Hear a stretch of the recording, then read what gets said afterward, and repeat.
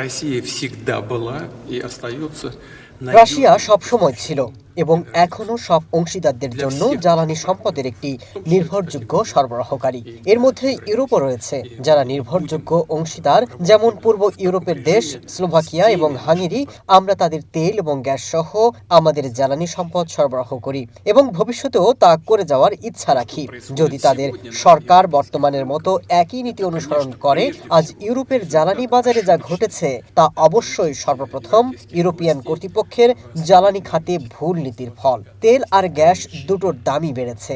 তেলের ক্ষেত্রে এর প্রধান কারণ Ну, হলো сейчас রাশিয়ার действительно সরবরাহের উপর поднялись নিষেধাজ্ঞা। цены и на এছাড়া нефть, и на মধ্যপ্রাচ্যে газ. যা কিছু এখন ঘটছে, এরই মধ্যে ইরানের Что বিরুদ্ধে касается আগ্রাসনও রয়েছে, нефти, সেটিও то পরিস্থিতিকে понятно, জটিল করেছে। это связано ইউরোপীয়রা с বলেছে যে তারা теми же রাশিয়ার গ্যাস ক্রয়ের ограничениями উপর নিষেধাজ্ঞা আরোপ российскую করার পরিকল্পনা нефть করেছে।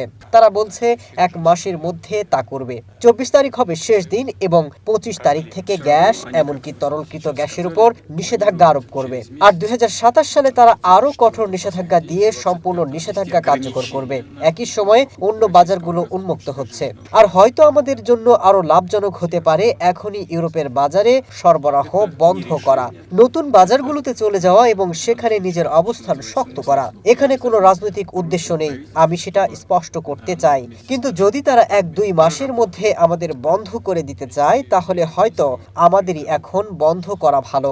রাশিয়ান এলএনজি ট্যাঙ্কারের উপর আক্রমণ সন্ত্রাসী হামলা ছিল।